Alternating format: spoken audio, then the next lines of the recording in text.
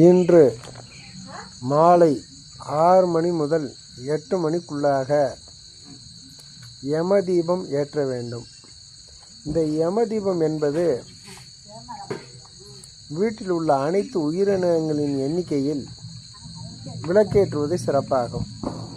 அவ்வாறு விளக்கேற்றும் பொழுது 1 வருட காலத்திற்கு அந்த குடும்பத்தில் எந்த விதமான கெடுதலோ அசம்பாவிதங்களோ ஆபத்துகளோ கெடுதல்களோ வராது என்பது திண்ணமாகும்.